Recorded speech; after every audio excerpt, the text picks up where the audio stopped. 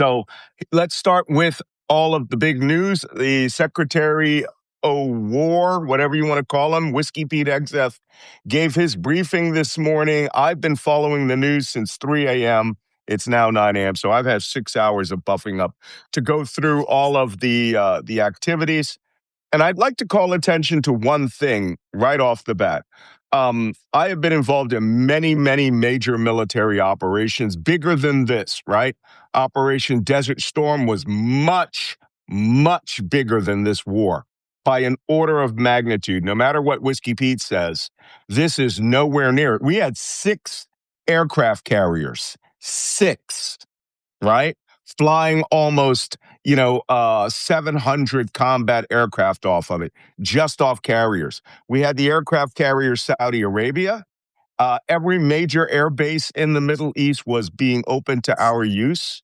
Not to mention that we had assembled an invasion force of almost 500,000 men from virtually every country that's being attacked right now. We even got the Syrian army, which was led by the Ba'ath Party under Hafez al-Assad, to send a division of Syrian army soldiers to oust the Ba'ath Party soldiers of Iraq from Kuwait. So I don't ever want to hear somebody tell me, certainly not Whiskey Pete, that this is the biggest operation, the bestest operation, the boldest operation. No, what we are going into is essentially the situation that occurred after Operation Desert Storm, which is we are now going to impose a no-fly zone, no activity zone, no air defense over the country of Iran. We are degrading Iran's airspace to where now,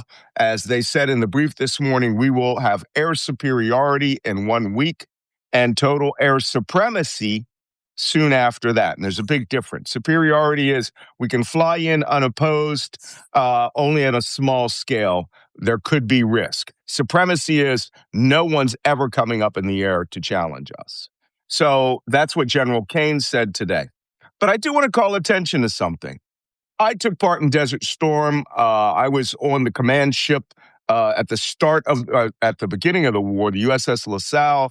Then I went forward with the forward command ship, the USS Tripoli, till we hit a sea mine. Then I went over to the battleship USS Missouri as part of the ground war, and then I went ashore in Kuwait at the tail end of the ground war. I have to tell you something. This is the least well-briefed military operation I've ever seen. I mean, these briefings are lousy. I think it's a deliberate campaign to keep the American public into the dark, except for one 15, 20-minute briefing in the morning. General Schwarzkopf's briefs were so during Desert Storm, and General Powell's briefs were so complete, we can not only understand the diplomatic, intelligence, and military and economic aspects of the war, but we would watch from the command ships and on our warships. Every morning and every evening, we would watch the supreme commander of this military operation explain to us what was going on, what had gone on, and how we were kicking ass and taking names. And I loved having them explain to the lowest person in the totem pole what was going on. General Kane made a statement this morning that I thought was quite telling. A woman asked, are we at the decisive point of this war? That's where everything goes downhill for the enemy, and we can start, essentially drawing down. General Kane says, I'm not going to tell you that. I remember General Schwarzkopf coming up and saying, we are invading Kuwait right now. Right?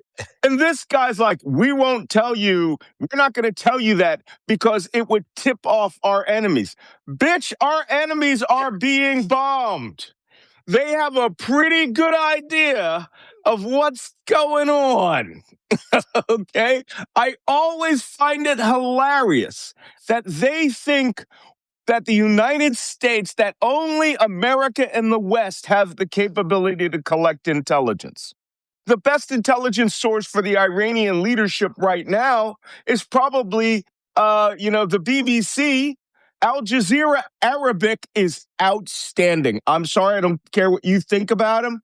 All right, Al Jazeera Arabic. When I was in Iraq, and a rocket would be fired at the Republican Palace, Al Jazeera Arabic was probably with the guys that shot the rockets and were right there, right? And then they'd wait to see our reaction. And so I'd get to a suicide bomb or something, Al Jazeera Arabic's already there. They are really good at flooding the zone, and their analysis is very deep, much deeper than ours. Interesting that it's a Qatari news source, but the Iranians, they know what's going on around them. They know where they've lost communications. They know who's in charge, who's not in charge.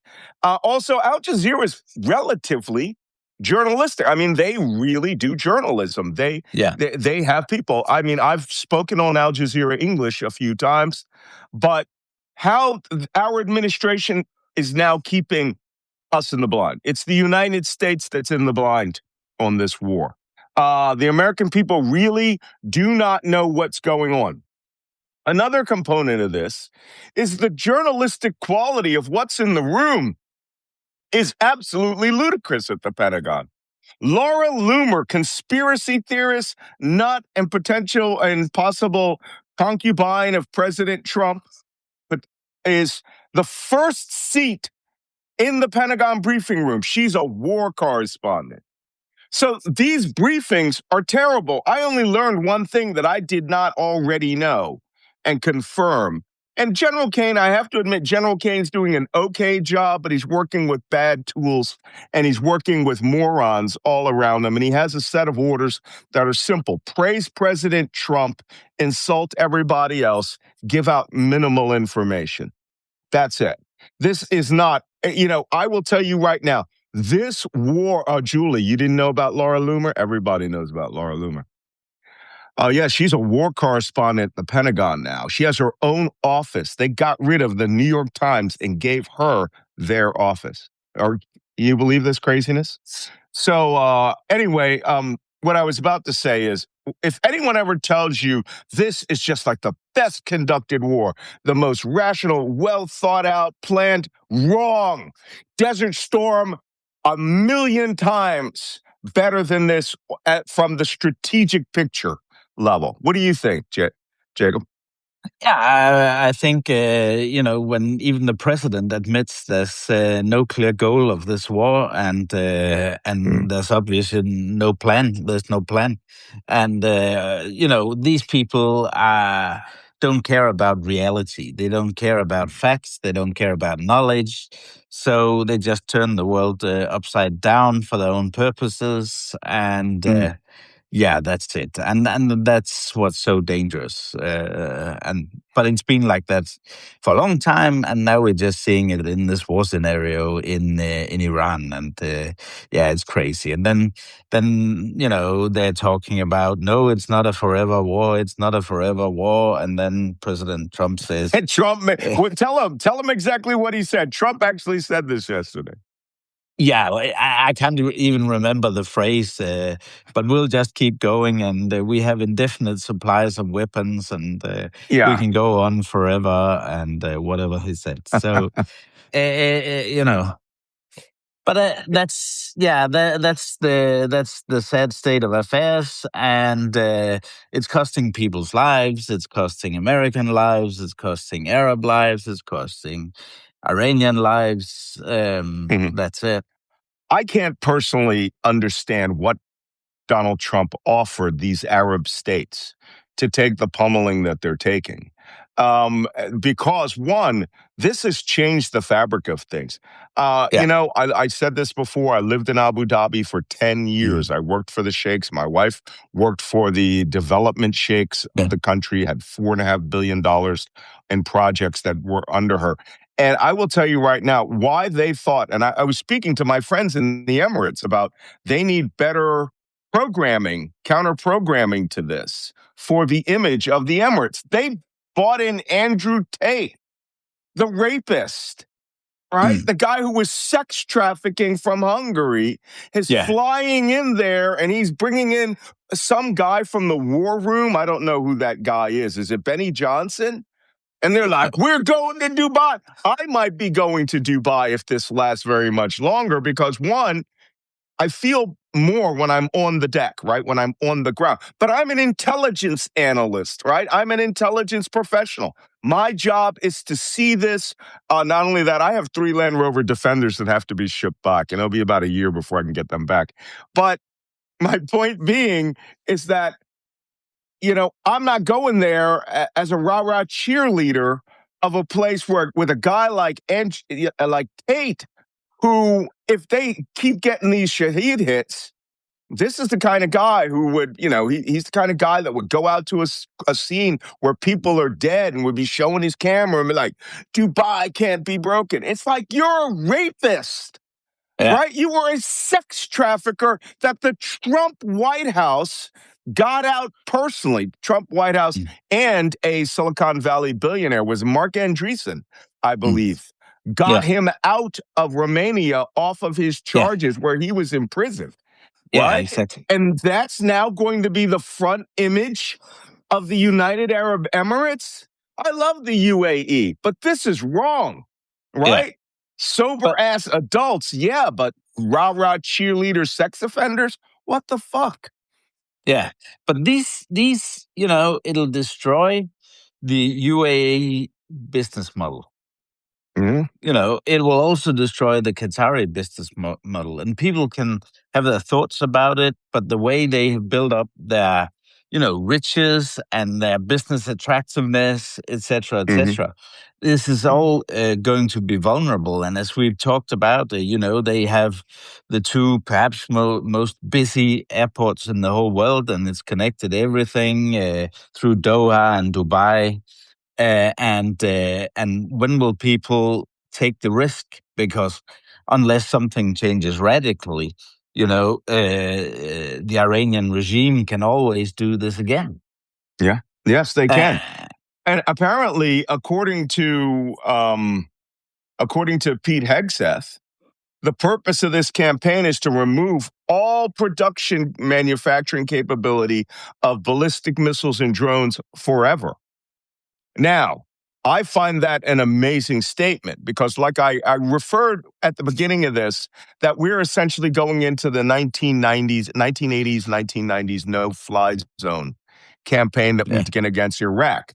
And after we shot down the Iraqi Air Force and most of them escaped, during Desert Storm, the surviving forces were all anti-aircraft guns, AAA batteries, that's anti-aircraft machine guns, shooting up in the air. And we said nothing is allowed to fly over Iraq.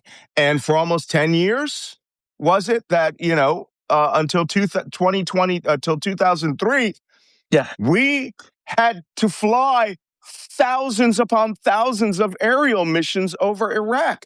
We literally had to use the entirety of the U.S. Air Force to fly over Iraq 24/7, 365.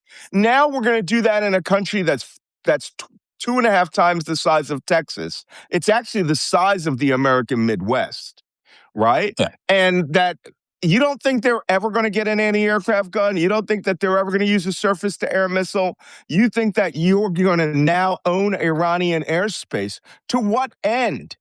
If you think these people, all those, look, I have seen stuff. I started in the oldie days when satellite imagery came from still photos, and I progressed up into the near real-time moving image, then out to the radar-tracked imagery of cars, trucks, buses. If you've never looked down on a city, I challenge you, identify what every truck is doing.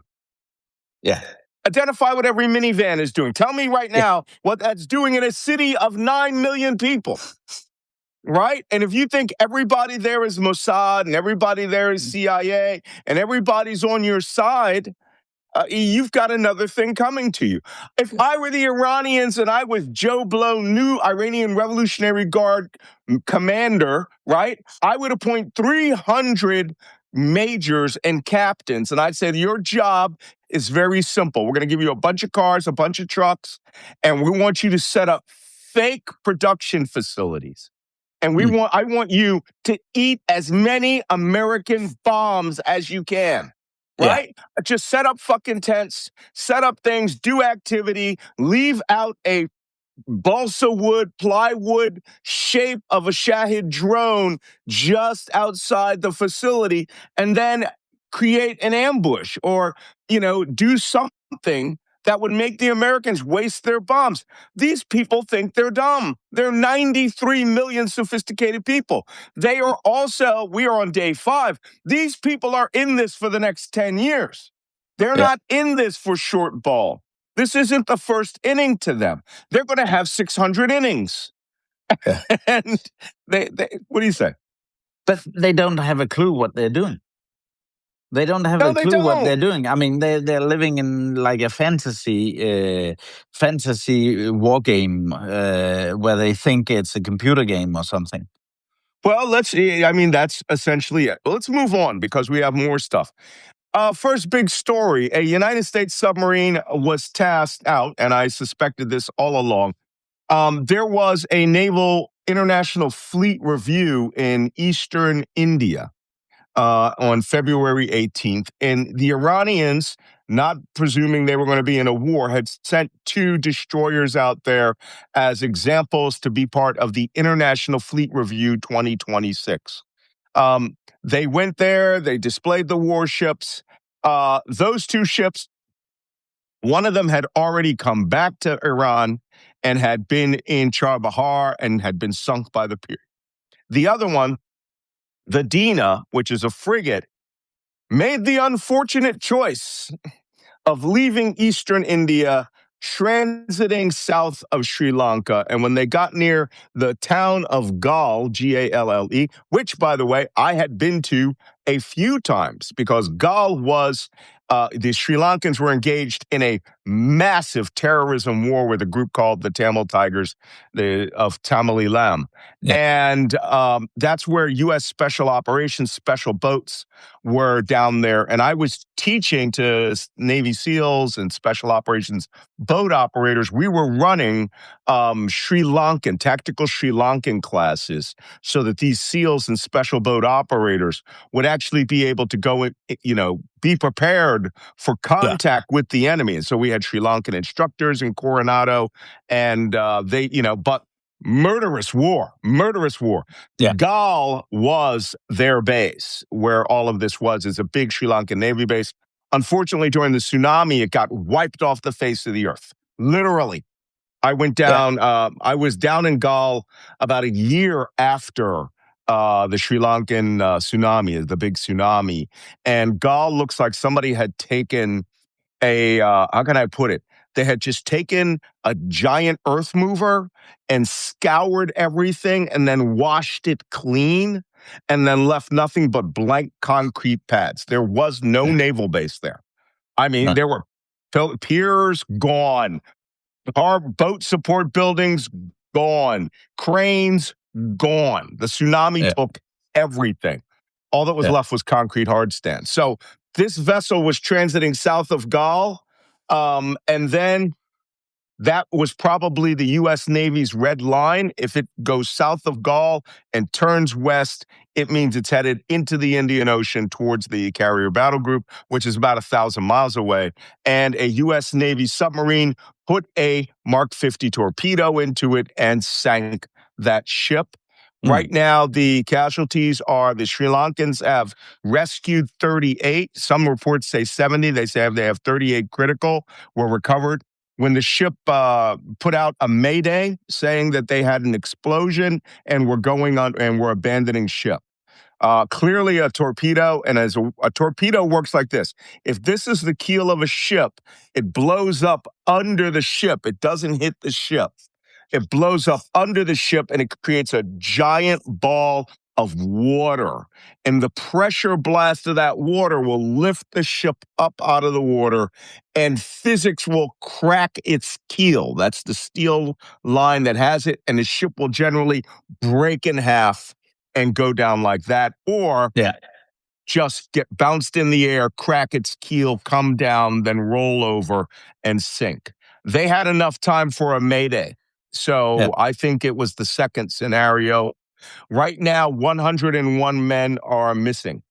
And when I first heard this, I thought, man, no, you really, I'm going to need to see where that ship was before we start doing things. That ship made the unfortunate mistake of going in. Now, if I was an Iranian captain, I would have said extended port visit in Kerala, right? In Tamil Nadu. Everybody's going to the beach bar, margaritas on the Iranian government debit card for everybody. But so they felt compelled to go back. By the way, that was not an Iranian Revolutionary Guard ship. It was an Iranian Navy ship.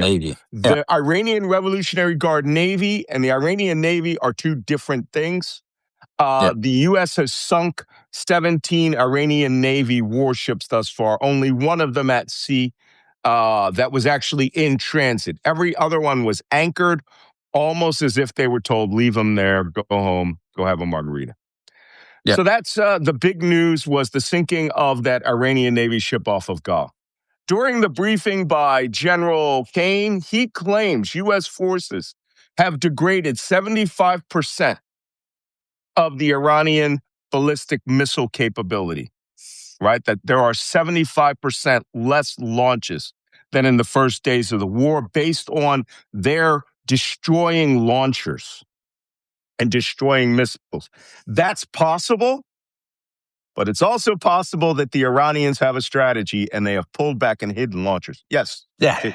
And if you then check the Israeli army, what they say, they say also today that Iran still has significant missile capabilities left. Yeah. And I will say, I trust the Israeli army over General Kane. Yeah. Yeah. I'm going to give you, I've worked with both. I've worked with the Israeli forces. I've also been under the gun of the Israelis in Lebanon, where I learned very early in my career at age 20 that look out for number one is the motto of the Israeli forces, right? They don't give two fucks if you're there. No. All right. If it's us or you, you're getting it, right? The Israelis will let bad things happen to you, even if you're their partner, if it compromises their capability. However, the Israelis generally don't lie to you. When they say they're going to kick your ass, that ass kicking has been delivered. This Pentagon under Whiskey Pete Hegseth is all about cheerleading. Yeah, exactly. And they're cheerleading things they're projecting are going to happen, right? And this is where I have some trouble with how they're doing these briefings. We had a regrettable incident during Desert Storm where a Scud missile had been fired at Tehran, Saudi Arabia, and it hit a marshaling point of a U.S. Reserve National Guard unit. And I believe it killed 79 soldiers, right? It was the biggest loss of life during the entire war, was that Scud missile attack. And it was regrettable. But General Schwarzkopf came right out, explained it, said, hey, this is a dynamic war. And General Kane's trying to say that. But then you got Whiskey Pete like, oorah, we're kicking ass, most lethal force in the history of the world. Yeah, fucking D-Day would like to have a word with you. Right? and all of that. And it really, I can't be sure of it. It's possible the Iranian strategy is preserve 5,000 or 10,000 ballistic missiles. Maybe they are already pre-hidden into car garages. Yeah. Right? Pre-hidden into all these playgrounds. What do you say? That, exactly. And also, that's one thing, that those are the missiles, and also with the Shaheeds, you could say, why don't they do like a Russian-style Shaheed major event with 400 at the same time? There are various reasons. They've been doing it every day, though, thus far. Yeah. But not on one target, right? No, exactly. Not simultaneously. But I think for the Iranians, the play here is also to show that they can keep this going for a long time. Yes. And that's how they're going to win this war. Yeah. Right? Because I'm bottom line up front, guys, which I'm actually going to start doing a BLUF at the beginning of this program. Bottom line up front. All right. Yeah, we're on day 5, but when it goes past day 13 and we've exceeded the 12-day war, right? This thing's going to go for months. And it's going to be oriented. It's going to be oriented to making the Gulf states pay to the point where they beg the Americans to stop. Yeah. And we are going to be operating. It may get to the point where they say, hey, listen, we can't have you on these air bases here. All right. You guys are going to have to start doing this off of carriers now or out of Saudi Arabia. Saudi Arabia, we don't really know what's happened in Saudi Arabia because they're not telling us anything. But they also claim that they've decreased 73% of drone launches. Another component of that is the easiest way to be carrying this out is to command and control. They said they have destroyed IRGC C2, which is command and control, right? Mobile phone. Yeah. Okay. And, you're going to go, oh, we're intercepting your mobile phone. That's a big-ass country. All right. I was alive at NSA when we moved from telephone exchanges, right, to where you could get a target based on its telephone exchange. And when mobile phones came up and started becoming really handy things, this is my case, started to become really handy things, I was like, oh my God, we can't just vacuum anymore. We have to know who we're looking for, right? And it's not like Batman, right? Where you have a machine that's going through and it's hearing everything in fucking Farsi, Dari, Baluch, Kurdish, Greenlandic. Lur. Yeah, Greenlandic. I'm just talking about the ethnic categories in Iran. So we don't have that. We're great, but we're not God. But that's what they pretend, Right. That's what they pretend. That's what Whiskey Pete pretends. That's what the president pretends. And it's so crazy because everyone that has half a clue knows that this is not the case. It's much more complex than that. And that's why this will end badly, because they got this whole mad idea of world dominance, and we can do whatever we want. It's not that easy. Right. Well, moving over to from the general military campaign, we'll talk a little bit later about that. The 3 F-15s that were shot down were allegedly shot down by one Kuwaiti Air Force F-18 fighter. Somebody explained that shit to me. Now, the other day I thought, can you get a Patriot battery to turn coat on your own country to have a green on blue engagement? It's hard to fathom. But one pilot? Yeah, it's possible. Yeah, it's possible. And why did he go one after another? These planes were on approach to land. And how did he vector around and get vectors on 3 of these things? Full disclosure, worked with the Kuwaiti Air Force, did intelligence collection. They do GCI, they do ground controlled intercepts, right? It's not like this guy's just out there like, oh, look, there's something. Boom. He had no visual ID. He had no radar ID. He had nothing. Yeah. And they're all line astern. Oh, man, I don't know about that one. That one, we're going to find out, might have been green on blue murder attempt. Yeah. So, don't know. Malcolm, I just noticed a really good question about the Kurds. So let me know when you want to get to that. Well, I want to get to it at the end of this. I think the big thing strategically from the last 24 hours. I want to get to it at the end of this for one reason. I just published a Substack this morning about this specific, a written Substack. I got a written one off. I have 3 drafts that have been overtaken by events that I couldn't do. So let me move on to this. Next, economic news. The Strait of Hormuz is still technically open, but the Iranians say it's closed because if you go there, they'll shoot a small boat at you, a suicide boat or something like that. Yeah. But in economic news, Donald Trump yesterday announced. What did he say? You didn't hear this? You would know it if I said Donald Trump announced. The United States will now insure your cargoes. We will insure them now that Lloyd's of London won't, and that if you reflag as a U.S.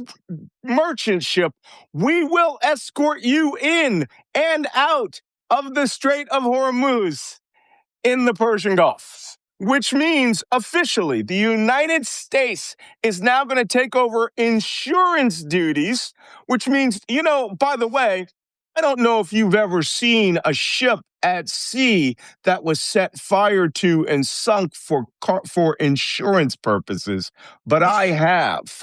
I responded to a sheep carrier, a ship that was carrying sheep, and the ship was found listing, ready to sink, and we helped out with a rescue. And based on what I heard later, is that all of those sheep had developed a disease, and that they were rejected from coming to Saudi Arabia, where they buy 100,000 sheep at a pop, right? And the ship was being sent back. And once it got into the Indian Ocean, it had uncontrollable flooding.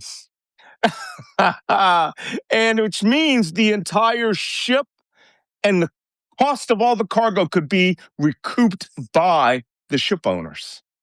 So how many ships do you think are going to suddenly sink right after they get that reflagging and transit through the Arabian Gulf?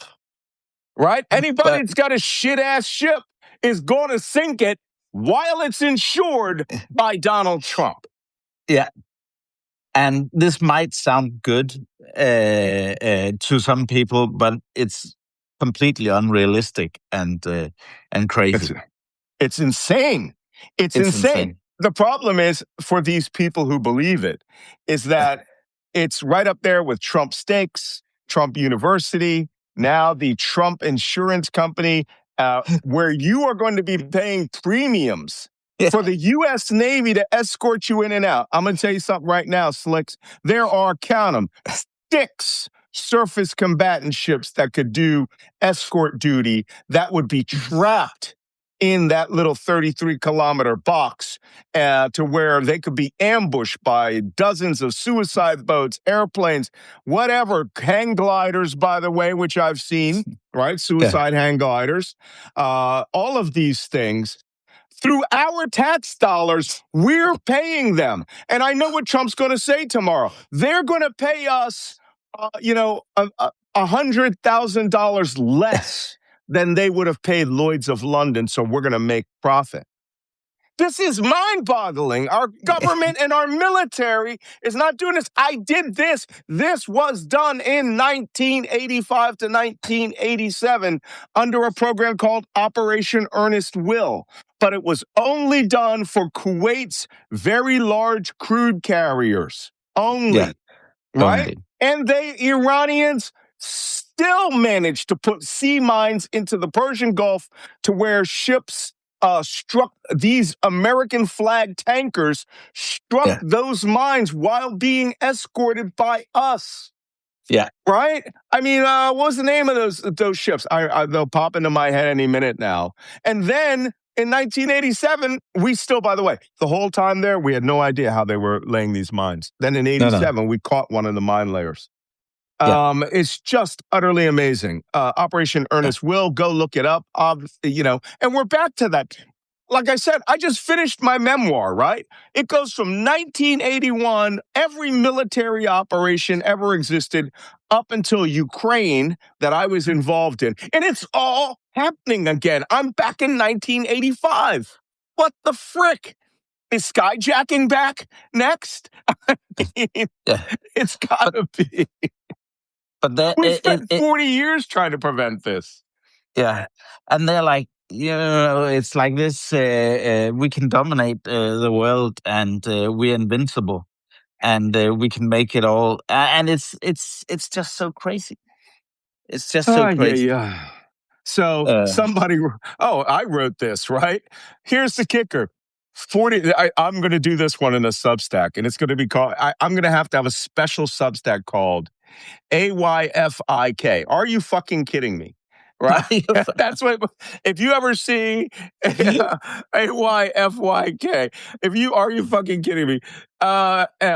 then you know that I'm about to have a rant. China, 40% of all oil that transits the Arabian Gulf, not just from Iran, from all of those countries, goes to which of America's strategic competitors? Jacob? Yes? China? China. Yeah, 40%. So 40%. under Donald Trump, America's armed forces will become the DoorDash of Chinese oil. And here's the best part. There's no app where you leave a tip for your dasher. Right? Robert, I got you. I feel you, Robert. Anyway, there's no tip for your dasher on this. This will just be you wake up one morning and you do an order for oil, and the United States Navy will guarantee China's oil will be there to eclipse America in the global oil market. Now, we're going to get to the end of this because I need to talk. Remind me to talk about what happens if China steps into this. Yeah, exactly. That's another thing, or North Korea. So, so on the diplomatic side of things, help me out. Any consulates or embassies been hit recently? Dubai consulate. Yeah. Dubai's consulate. I'm sure the embassy is overdue. The embassy in Abu Dhabi, which looks like literally looks like the transporter the Tusken Raiders attacked in Star Wars. This is Tesla truck shaped building down there that was designed to deflect rockets. By the way. That will probably be hit. So now we have Dubai, Riyadh, Bahrain, Iraq, Kuwait. Also, State Department announced they are evacuating just now all the embassy staffs from these embassies. And in Iraq, non-essential personnel were not evacuated. Somebody explain that shit to me. Yeah. Right? Oh, did they not know we were going to have a war? Did they think we're going to attack on day? We're going to let the Israelis attack on day one, and nothing's going to happen. Everyone's going to fucking Costa Coffee, all right? And you're going to put your feet up on the little stuffed bears, ottomans that they have, and you're going to have a coffee, and nothing's going to happen, right? Surprise! Exactly. Surprise! Things are happening. Yeah. Okay. Do you want to talk about Reza Pahlavi? Reza Pahlavi, yeah. His video. I don't know. He must have been on some list at some point, and the list of people that they didn't kill in the first strike. And now Donald Trump is not so sure. The Shah of Iran's son, who lives in Potomac, Maryland, who hangs out at Peacock Cafe down in Georgetown. If you ever want to see him, just look for the 3-car motorcade with his 20 bodyguards. Well, apparently he's out of contention to run Iran, right? Is that what Trump said? That was what he said. But he must have been on the list sometime. Well, we're going to get Ahmed Chalabi by somebody else. There's some rich Iranian from Los Angeles that we don't know about who was probably, I don't know if you know it. There was a reality TV show called The Shahs of Sunset Boulevard, I think was the name of it.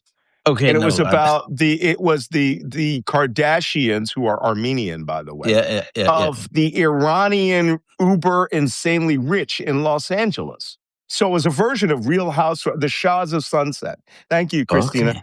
Okay. And it was the Iranian version of the Kardashians, and it was only out the last couple of years.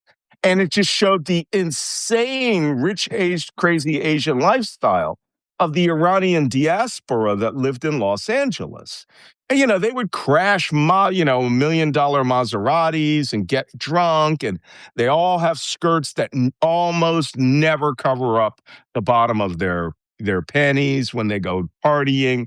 And they are the children of the Iranians who left in 1979, who were the elite of the Shah. And so they moved to Los Angeles. And I'm I would not doubt, everyone bookmark this. At some point, Donald Trump will say, I would like to introduce, somebody like, DJ Shah Sunset, all right, who is a real democracy leader in MAGA that we think the Iranian people should surround, right? And it'll be some 18-year-old kid with fucking bling on. He'd be like, yo, yo, yo, what's up? Stars and Sunset, going back to Tehran, peace out. And laugh. It's going to happen. He might be 30, okay? Yeah. Yeah. Oh, yeah. He says only after he gets a donation. That donation had better be $500 million. Yeah. But believe me, this stupidity will happen. But those donations would have been there, and that's where the Shah's son came up short. Mm-hmm. Apparently, he wanted to use.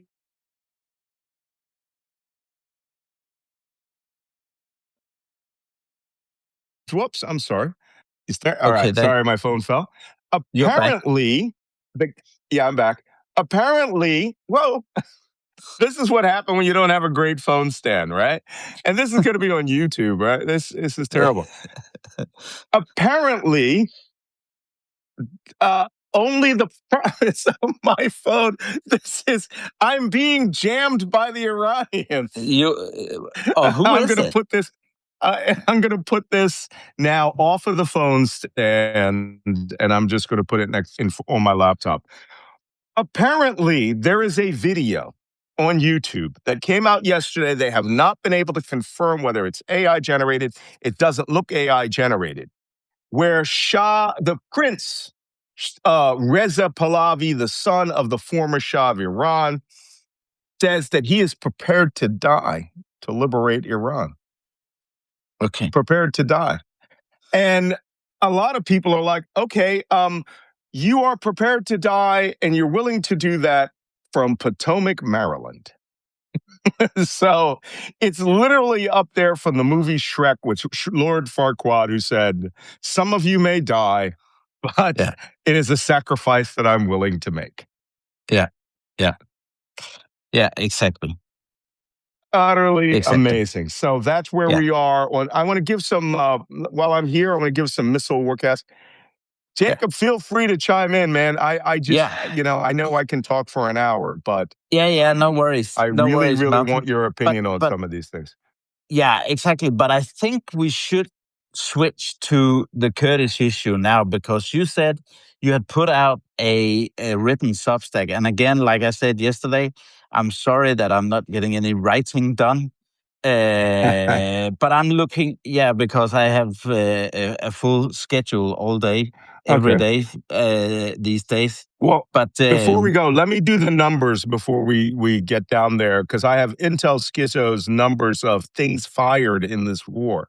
Cyprus has 2 missiles and 1 drone. Oman has been hit by 8 drones.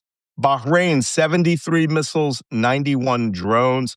Iraq, unknown number of missiles, 12 drones. Israel, 205 missiles, 50 drones. Jordan, 13 drones. Kuwait, 178 missiles, 384 drones, and 3 F-15s. Qatar, 104 missiles, 39 drones. And one of the drones yesterday hit the ground-based Patriot interceptor system with its land-based TPY, which is a broad Spy-1 radar that sees 360 degrees across the entire region, cost $1.1 billion, destroyed by a $20,000 Shahid drone. They lost Was that in UAE or? That was in Qatar. Okay. And the UAE lost a similar one, but it didn't cost $1.1 billion. Saudi Arabia, 5 missiles, 26 drones that we know of, because the Saudis aren't telling us anything. Syria, 1 missile.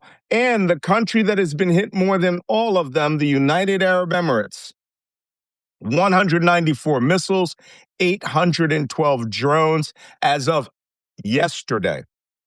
Okay. Iran has fired a total of 774 ballistic missiles, 1,459 drones, combined projectiles 2,233. This comes from at Intel, Schizo Intel on Twitter. Now, Iran has in its inventory an estimated 80,000 Shahed drones. Let's say that they lost 50% of them.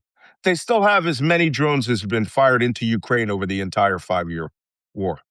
So, things are going to get bad. With that, I wrote a Substack called 1001 Arabian Nightmares. and and that was about 4 scenarios in the next month that could completely embroil the Middle East in a theater-wide war, bigger than anything that we have right now.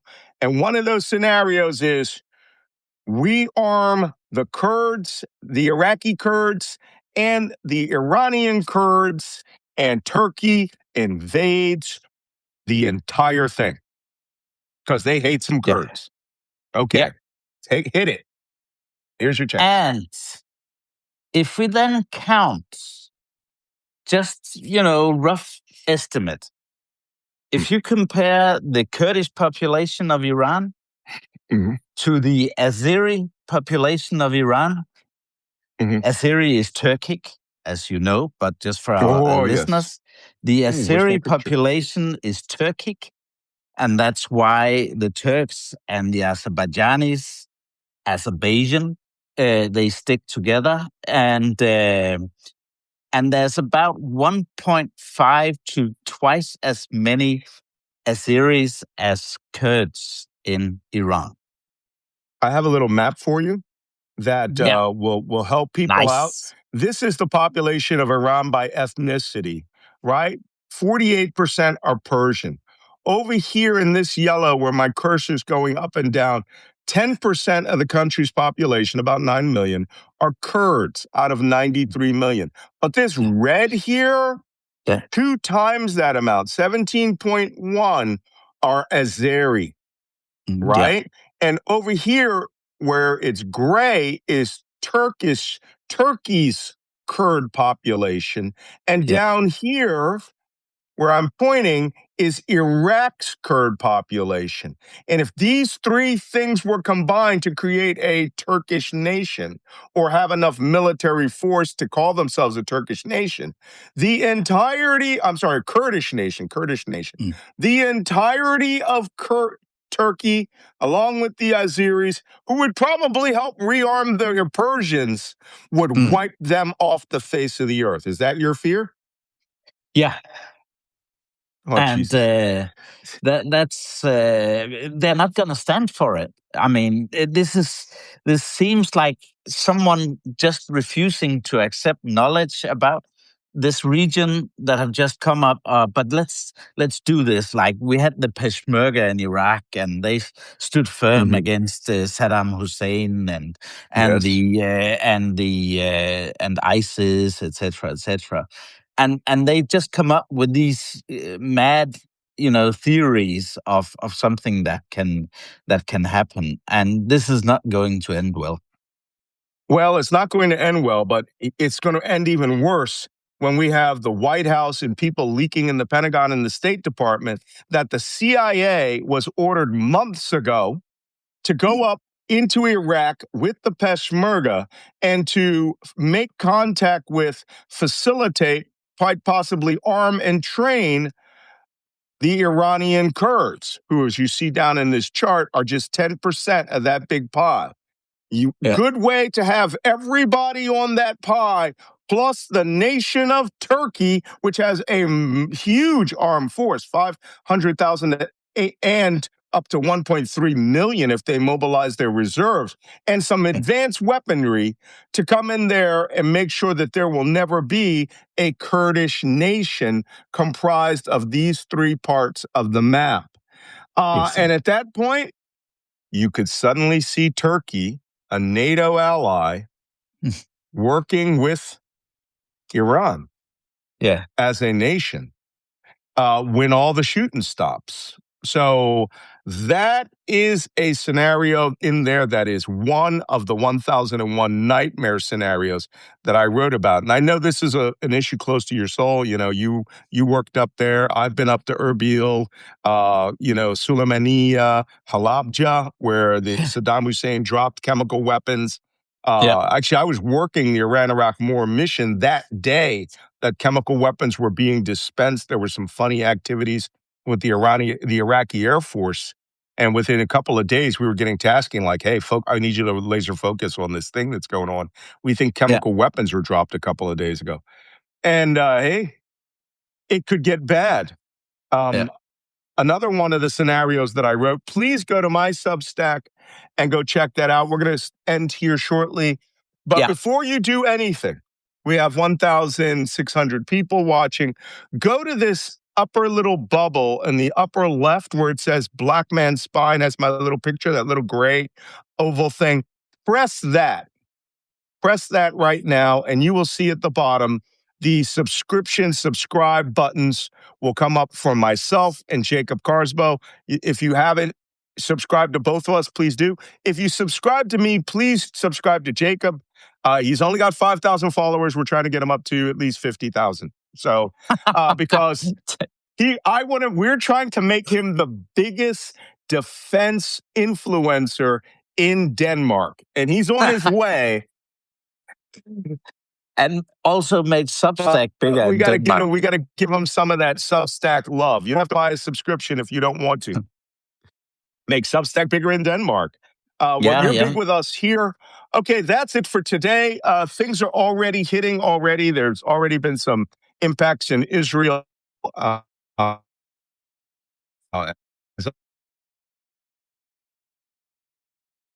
BBC. These are my three go-to sources. And France 24, another good go-to source. I'm sorry, CNN, worthless now. I'm watched it. I can't watch MNBC or MS Now. I was a paid contributor for them. I made double what they had paid me in Substack.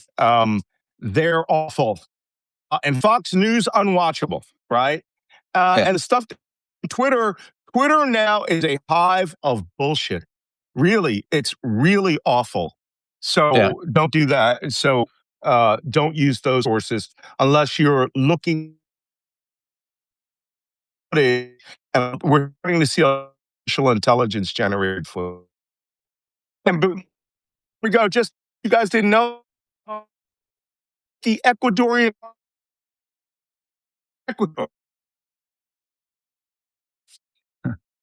Malcolm, I think your connection has gone bad. I'll have to leave now because I'm actually participating in a pro-Iranian demonstration here in Copenhagen, just to say a few words to the Iranian diaspora there, and I'll try to remain positive and tell them that I also long for freedom for Iran, but I'm afraid this time around won't deliver. Okay. All right. See you tomorrow. See you tomorrow, everyone. Bye-bye.